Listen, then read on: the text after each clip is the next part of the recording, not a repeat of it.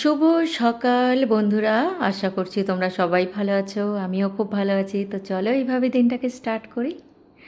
সকাল সকাল এটা হচ্ছে তোমাদের সবুজে মোড়া সকাল, তোমাদেরকে দেখালাম। তো চলো, এই যে সকালবেলায় ছোট্ট পুচকু সোনার মুখ থেকে গুড মর্নিং শুনতে যে কি ভালো লাগলো কি বলবো।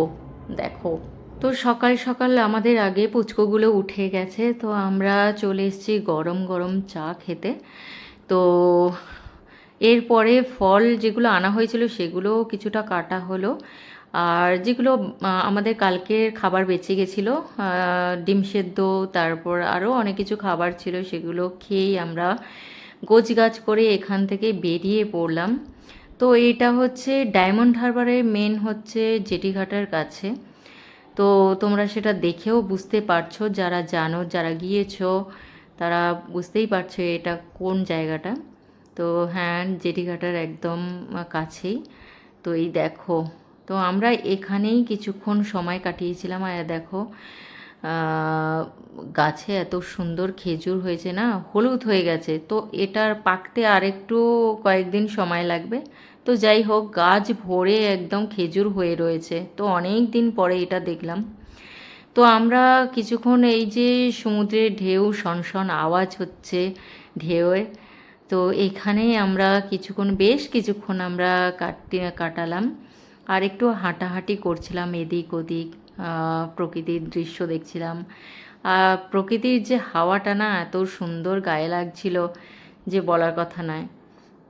এখন তো বাড়িতে বাড়িতে সব এসি এগুলোই লাগিয়েছি, কিন্তু এই যে প্রকৃতির হাওয়াটা, এটা অনেক সুন্দর লাগছিল। তো বেশ কিছুক্ষণ কাটাবার পরে আমরা গাড়িতে উঠে পড়লাম, রওনা দিলাম। আর একটা জায়গায় যাওয়ার জন্য, সেটা আসার পথে দেখেছিলাম।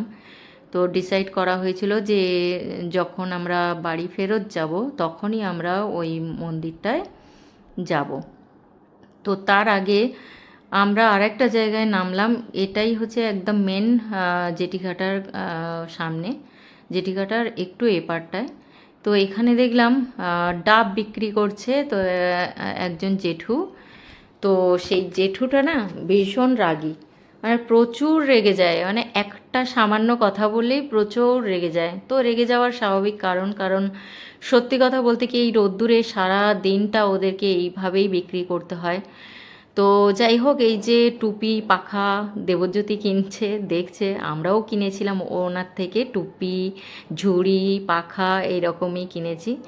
তো ওখানে ডাব খাওয়ার পরে, এগুলো কেনার পরে আমরা চলে আসলাম রেস্টুরেন্টে, কারণ প্রচণ্ড খিদে পেয়েছিল। তো যাই হোক, এখানে গরম গরম বেগুন ভাজা, ডাল, শুক্তো, মাছ ভাজা, স্যালাড, এখানে ভেটকি ছিল, কাতলা ছিল, চিকেন ছিল। যে যেরকমই খাবে সেরকমভাবেই অর্ডার দেওয়া হয়েছিল।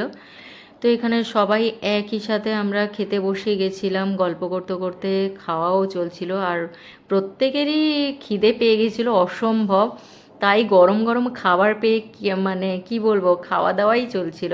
আর খাওয়া দাওয়ার শেষে একটা খুব সুন্দর জিনিস লক্ষ্য করলাম, যে একটা পাত্রে জলের উপরে লোটাস দেয়া আছে, দেখতে অপূর্ব লাগছে, কালারফুল। আর সব থেকে বেশি মিষ্টি লেগেছে আমার এই অ্যাকুরিয়ামটা।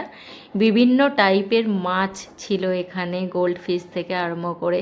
তবে এই ব্ল্যাক কালারের এটাকেই আমি চিনি না। তো যাই হোক, বেশ ভালো লাগলো।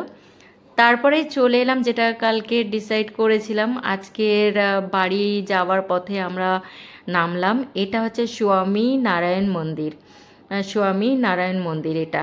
হ্যাঁ, তো এইটা দেখো, গাড়ি পার্কিংয়ের জায়গাটা কত বড়।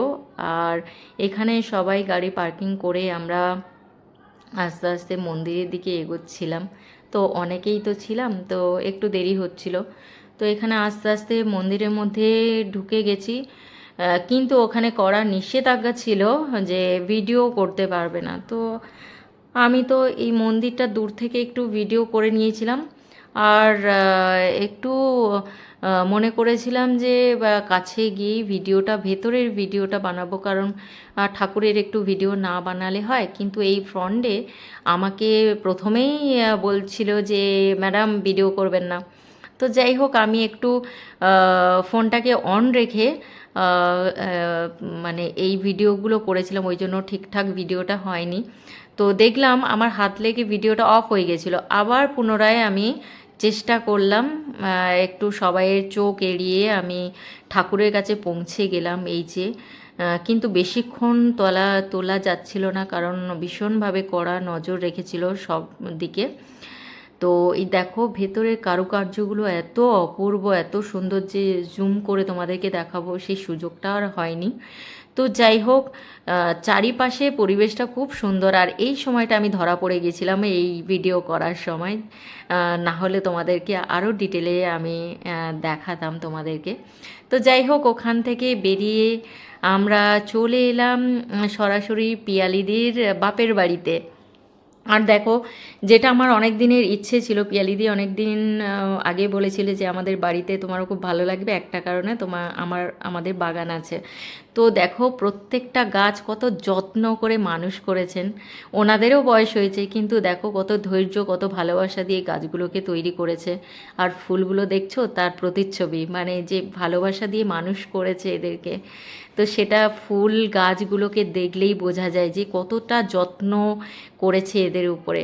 আর দেখো প্রত্যেকটা গাছে খুব সুন্দর ফুল ফুটে রয়েছে একদম বাড়ির সামনে। কত ভালো লাগে বলো তো, মানে বাড়ি আর বাড়ির সামনে দেখলে বোঝা যায় তাদের মানসিকতাটা কত সুন্দর। তো যাই হোক, বাড়ির ভেতরে আমরা প্রবেশ করলাম। এই যে পিয়ালিদির বাবা। তো ঢুকেই আমার চোখে পড়লো পিয়ালিদির বাপের বাড়ির ঠাকুর ঘর। তো সেইখানে না ঢুকে তো আর পাচ্ছিলাম না, তো ওটাকেই আমাকে দেখতে হবে। তো সেই কারণে আমি ভেতরে ঢুকেই গেলাম অনুমতি নিয়ে, কারণ আমরা বাইরে থেকে আসছি। সচরাচর ঠাকুর ঘরে ঢুকতে গেলে এইরকম বাইরের থেকে আসাটা উচিত নয়। তো যাই হোক, তাও দূর থেকে আমি একটু যতটা পেরেছি ঠাকুরগুলোকে তোমাদেরকে দেখালাম। আর কত সুন্দর করে সাজিয়েছে। এগুলোতেও সময় লাগে, ধৈর্য লাগে, ভক্তি লাগে, সব কিছুই লাগে। সবাই সেটা পারে না, হয়ে ওঠে না। কিন্তু এনাদের বয়সের জন্যই আমি বারবার করে একটা কথা বলছি যে এনাদের কত ধৈর্য, কত সুন্দর করে বাড়িটাকে মেনটেন করেছে, বাগান করেছে, ঠাকুরঘর, এত বড় ঠাকুরঘরকে সাজিয়ে রেখেছে সুন্দর করে। তো যাই হোক, আমরা এখানে ডাইনিংয়ে সবাই একসাথে বসেছি। আর কত বড় ডাইনিং দেখো। আর এখানে একটু এ মানে পিয়ালিদি আমাদেরকে একটু টুকটাক খেতে দিচ্ছিল, আমরা খাচ্ছিলাম। আর যাই হোক, ওখানে একটু তাড়াহুড়ো ছিল, তাই আমাদের বেরিয়ে চলে আসতে হয়েছে কিছুক্ষণ ওয়েট করে। আর এই যে বাড়ির সামনে যে গেটটা, এত সুন্দর কালার, পিঙ্ক কালারের, যে কাগজ ফুল বলে আমি জানি এই গাছটা, তো খুব সুন্দর দেখতে। তো যাই হোক, ওখান থেকে বেরিয়ে আমরা বাড়ির দিকে রওনা দিলাম, গাড়ির মধ্যে যাচ্ছি। আর সত্যি কথা বলতে কি, আজকে সারাদিন যা উপভোগ করেছি। তো আজকের মতো গুড নাইট, ভালো লাগলে লাইক শেয়ার করো।